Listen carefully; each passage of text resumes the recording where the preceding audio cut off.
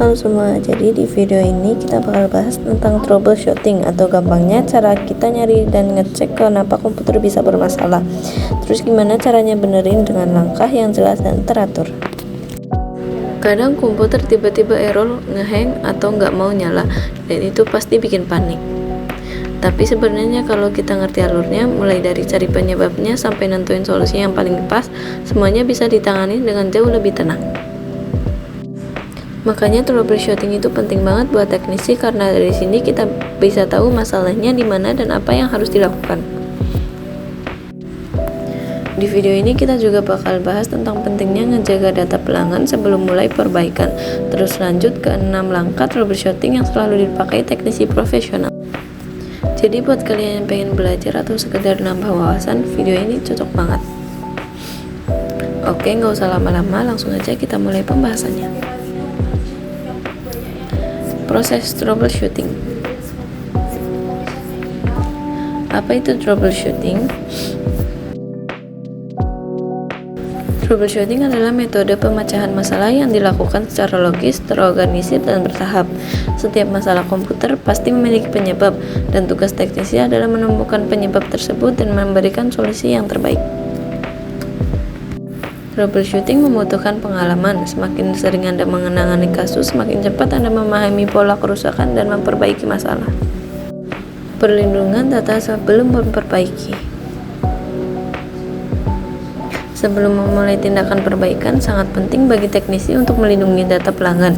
Banyak perbaikan seperti mengganti hard drive, reset BIOS, atau install ulang sistem operasi dapat menyebabkan kehilangan data. Karena itu, Anda harus memastikan: 1. Kapan backup terakhir dilakukan? Yang kedua, data apa saja yang telah dicadangkan? Yang ketiga, apakah cadangan dapat dipulihkan tanpa kerusakan? Yang keempat, media penyimpanan cadangan tersedia? Jika tidak ada cadangan, teknisi harus meminta pelanggan menandatangani surat pelepasan tanggung jawab yang menjelaskan bahwa risiko kehilangan data bisa terjadi. Hal ini penting secara etika dan hukum. 6 langkah proses troubleshooting. Yang pertama, identify the problem, identifikasi masalah. Langkah pertama adalah mengumpulkan informasi sebanyak mungkin tentang gejala kerusakan. Lakukan wawancara yang sopan dan jelas. Yang kedua, apa yang terjadi pada komputer. Yang ketiga, kapan masalah muncul. Keempat, perubahan apa yang dilakukan sebelum masalah terjadi. Kelima, perangkat apa yang terhubung. Etika komunikasi dengan pelanggan. Pertama, jangan menggunakan bahasa teknis atau jargon yang membingungkan. Kedua, jangan menyalahkan atau meremehkan pelanggan. Ketiga, dengarkan dengan sabar dan catat setiap informasi.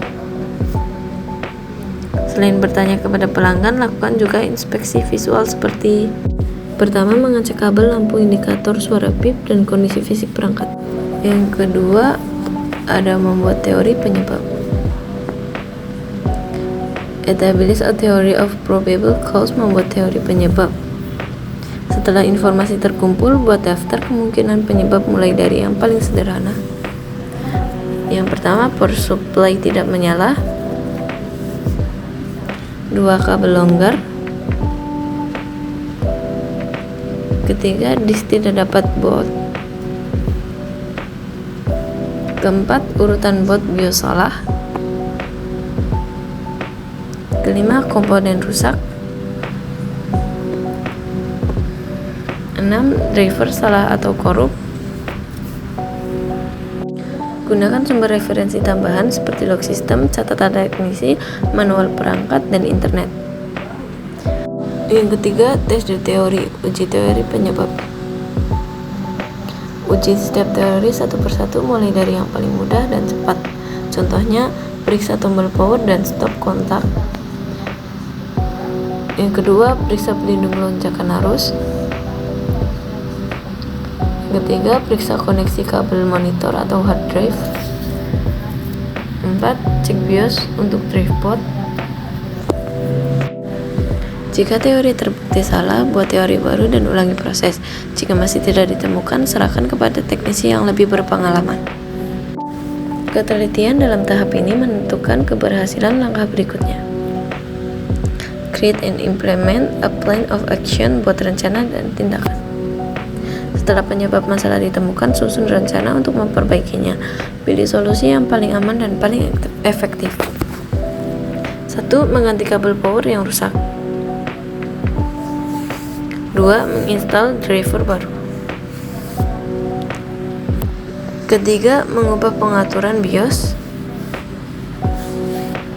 Yang keempat, membersihkan RAM dan memaksanya ulang. Kelima, pengganti PSU yang bermasalah. Mengganti PSU yang bermasalah. Jika solusi cepat dapat dilakukan, terapkan segera. Jika tidak berhasil, kembalilah ke langkah 2 dan coba solusi berikutnya. Pastikan solusi tidak bertentangan dengan kebijakan perusahaan atau garansi perangkat. Yang kelima, verifikasi full system functionality. Verifikasi fungsi sistem. Setelah perbaikan dilakukan, pastikan komputer berjalan normal tanpa masalah tambahan. Pertama, restart komputer dan cek error. Kedua, jalankan beberapa aplikasi. Ketiga, cek koneksi jaringan dan internet. Keempat, uji printer dan perangkat eksternal. Kelima, periksa pesan error baru. Periksa apakah tidak ada pesan error baru. Jika pelanggan hadir, mintalah mereka mencoba sendiri untuk memastikan kepuasan dan keberhasilan perbaikan.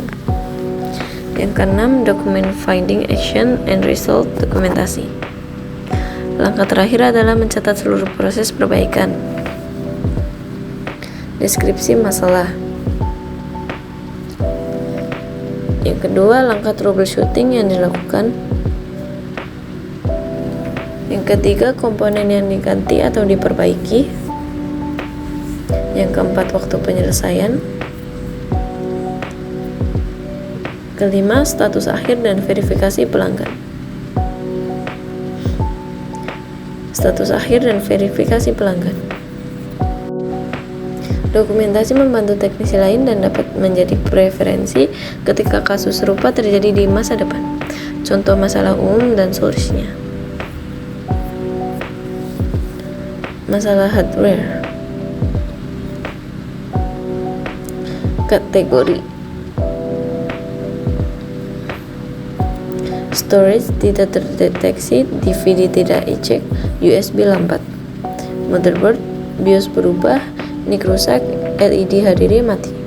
Power supply, komputer mati mendadak, tidak menyala, bau terbakar. CPU dan RAM, PC hang, blue screen, kipas berisik. Display, layar blank, berkedip, ghosting. Tools and resources. Seorang teknisi harus memiliki alat referensi seperti 1. Manual perangkat. 2. Jurnal perbaikan. 3. Riwayat perangkat pelanggan. 4. Forum teknis dan situs wiki vendor dan alat penguji seperti multimeter. 6. Power supply tester. Troubleshooting adalah proses penting yang memerlukan ketelitian, pengalaman, dan kemampuan komunikasi yang baik. Dengan mengikuti 6 langkah troubleshooting, teknisi dapat memperbaiki masalah komputer dengan aman, cepat, dan profesional. Terima kasih telah menonton video ini, semoga bermanfaat dan sampai jumpa pada video pembelajaran berikutnya.